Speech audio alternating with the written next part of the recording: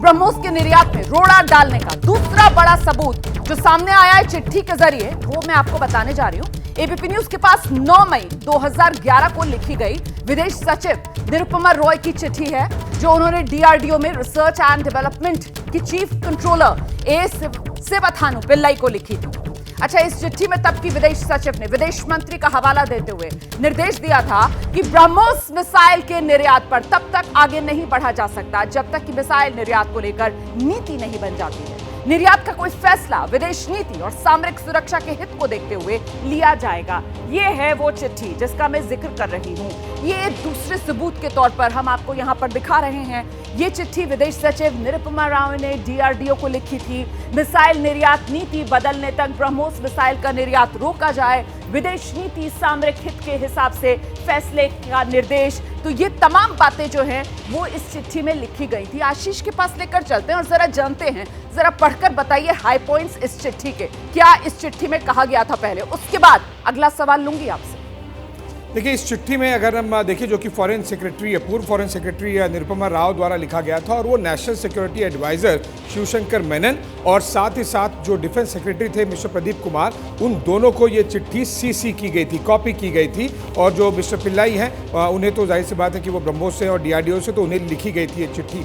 इसमें अगर हम जिस्ट में दर्शकों को बता सकें कि किस तरह से उस समय की विदेश सचिव निरुपमा रॉय जी ने 2 पन्नों की ये चिट्ठी, इसमें पूरे रीजंस बता दिए थे कि ब्रह्मोस को हम सपोर्ट करते हैं, एक्सपोर्ट होना चाहिए, लेकिन नीति ही नहीं है, और क्या क्या चीज़ों का ध्यान रखना है, वजहें, ऐसे लगभग आधी दर्जन वजहें बताई गई, जिसमें बहुत टेक्निकल चीज़ें भी हैं, जैसे एमटीसीआर है, missile technology control regime, United nation के बड़े बड़े हवाले दिए गए, जियोग्राफी को लेकर के किस तरह से जियो पॉलिटिक्स में जो रीजनल बैलेंस है वो खराब हो जाएगा, उसका भी ध्यान रखने की ज़रूरत है। यानी कि कोई चीज़ ना करने के लिए या फिर रोकने के लिए आप 10 बहाने निकाल सकते हैं, वो इन 2 पन्नों में। इसी पर आ जाते हैं आशीष, जो अभी आपने कहा ना मिसाइल टेक्नोलॉजी कंट्रोल रेजीम, इसका भी हवाला दिया गया है ना, और इसमें साफ तौर पर लिखा गया है कि भारत, मतलब ये जो चिट्ठी है 2011 में लिखा गया है कि भारत जो है ये मिसाइल टेक्नोलॉजी कंट्रोल रेजीम में फुल मेंबरशिप के लिए अभी कोशिश कर रहा है।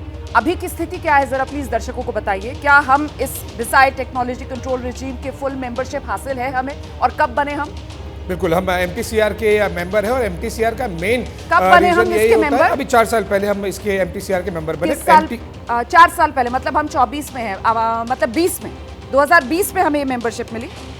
बिल्कुल रोमाना, और प्रमुख मुद्दा यहाँ पर एमटीसीआर को लेकर ये है, हाँ, एमटीसीआर का जो भी मेंबर होता है उस पर ये बाध्य होता है कि 300 किलोमीटर की रेंज से आगे की मिसाइल किसी को भी देश को बेची नहीं जा सकती। अगर आपको मिसाइल बेचनी है तो वो 300 किलोमीटर के अंदर के रेंज की होनी चाहिए। और इसीलिए उस समय पर यह कहा गया था कि एमटीसीआर का भी ध्यान रखा जाए, यूनाइटेड नेशन के बड़े बड़े जो रेजोल्यूशन है उनका भी ध्यान रखा जाए, जियोपॉलिटिक्स का भी ध्यान रखा जाए। एमटीसीआर का क्वेश्चन जो उठाया गया है उस पर सवाल ही नहीं उठता, क्योंकि ब्रह्मोस मिसाइल्स जो शुरू से ही बेचे जाने की बात कही जा रही है और जो अब भी बेची गई है, फिलीपींस को डिलीवर की गई है, और कुछ देश यहाँ पर लगातार पिछले कुछ महीनों से आ रहे हैं, चाहे वो वियतनाम हो, इंडोनेशिया हो, मलेशिया हो, उन्हें भी अगले कुछ महीनों में डील साइन होती हुई दिखाई दे रही है, वो 290 किलोमीटर की है। तो एमटीसीआर जो हम मिसाइल ब्रह्मोस की दे रहे हैं वो 290 किलोमीटर की है, यानी कि वेल विद इन एमटीसीआर के रेंज की। तो एमटीसीआर का आप मेंबर हैं या नहीं है, इसके मायने ब्रह्मोस मिसाइल के पर्सपेक्टिव में बिल्कुल नहीं रखता। और ये जो इसमें 300 किलोमीटर के में अगली लाइन एक लिखी हुई है, वासेनार अरेंजमेंट की मेंबरशिप, जरा उसके बारे में भी बता दीजिए। अभी उसको लेकर भारत की क्या स्थिति है? वासेनार का मेंबर भारत बहुत पहले से रहा है, लेकिन वासेनार को लेकर बेसिकली किस तरह से जो वेपन्स और साथ ही साथ न्यूक्लियर कैपेबिलिटीज़ को लेके हर जो प्रोलिफरेशन जिसे कहते हैं उसे किसी तरह से रोका जा सके, क्योंकि ब्रह्मोस एक न्यूक्लियर कैपेबल भी मिसाइल है। इसीलिए इस तरह के मिसाइल्स को जब भी आप एक मल्टीलैटरल फोरम के हिस्सा होते हैं, किस देश को जाए किस देश को नहीं जाए, इन सब के लिए बहुत ज्यादा कंट्रोल रखा जाता है। तो जैसे कि एमटीसीआर है, नंबर 2 है जिसको अभी हम डिस्कस कर रहे हैं आशीष, ये वो जो कहते हैं ना लाल फीताशाही, उससे किस तरीके से लटकाया भटकाया अटकाया जा सकता है मामलों को, आपके हिसाब से उसके क्लासिक एग्जाम्पल के तौर पर उभर रही है चिट्ठी नंबर 2?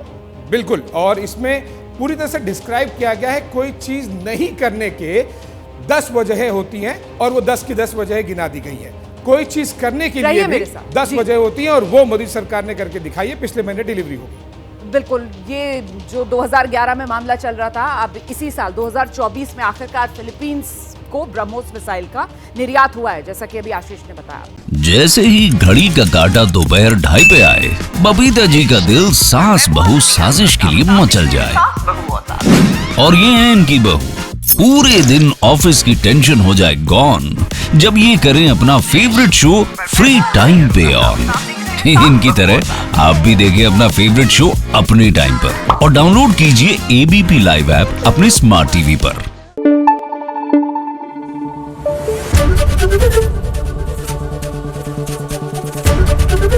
एबीपी न्यूज आपको रखे आगे।